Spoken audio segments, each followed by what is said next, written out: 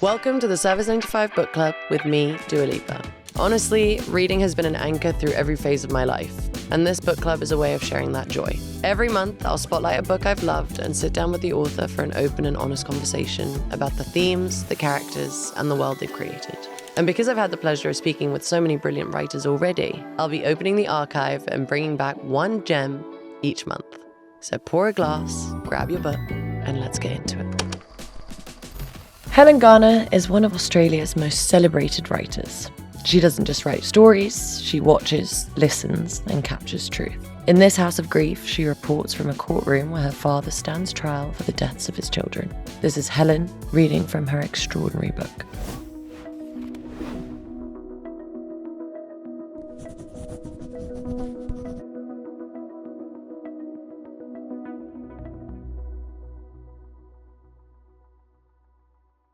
Once there was a hard-working bloke who lived in a small Victorian country town with his wife and their 3 young sons. They battled along on his cleaner's wage, slowly building themselves a bigger house. One day, out of the blue, his wife told him that she was no longer in love with him. She did not want to go on with the marriage. She asked him to move out. The kids would live with her, she said, and he could see them whenever he liked. She urged him to take anything he wanted from the house. The only thing she asked for, and got, was the newer of their 2 cars. The sad husband picked up his pillow and went to live with his widowed father several streets away. Before long, his wife was seen keeping company with the concreter they had hired to pour the slab for the new house. The tradesman was a born-again Christian with several kids and his own broken marriage. Soon the separated wife began to accompany him to his church. Next, the husband spotted the concreter driving around town in the car that he had slaved to buy.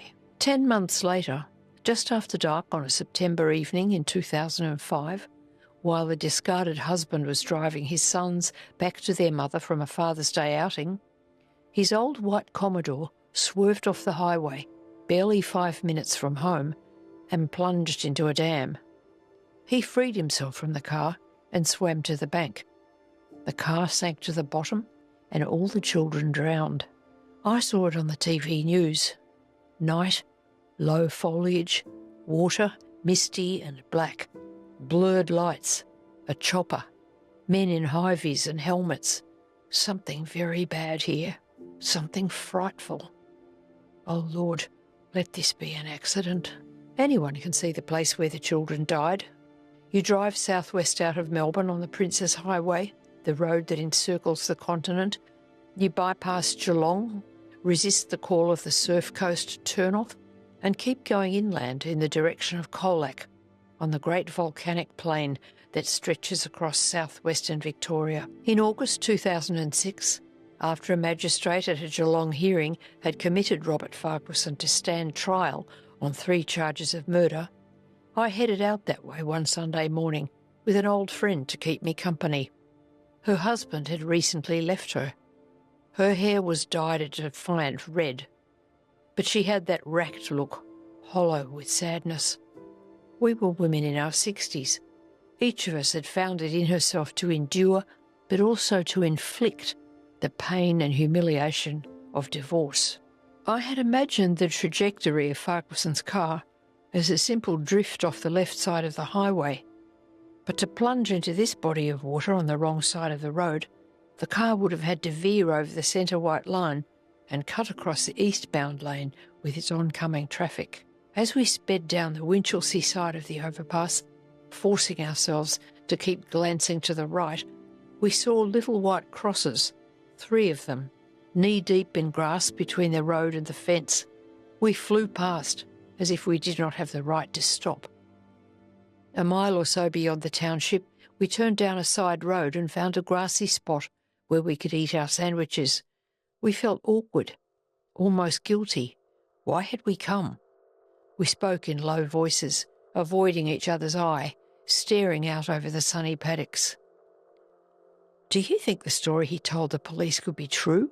That he had a coughing fit and blacked out at the wheel? There is such a thing. It's called cough syncope. The ex-wife swore at the committal hearing that he loved his boys. So? Since when has loving someone meant you would never want to kill them? She said it was a tragic accident, that he wouldn't have hurt a hair on their heads. His whole family is backing him. In court he had a sister on either side and an ironed hanky in his hand. Even the ex-wife's family said they didn't blame him. But wasn't there weird police evidence? The tracks his car had left? And didn't he bolt? Yes, he left the kids in the sinking car and hitched a ride to his ex-wife's place. He looked massive in the photos. Is he a big bloke? No, he was small and stumpy, with puffy eyes. Did you see him close up at the committal? Yes, he held the door open for me. Did he smile at you? He tried to. Maybe he's a psychopath. Isn't that how they get to you, by being charming? He didn't look charming. He looked terrible, wretched. What, you felt sorry for him? Well, I don't know about sorry. I don't know what I was expecting, but he was ordinary. A man.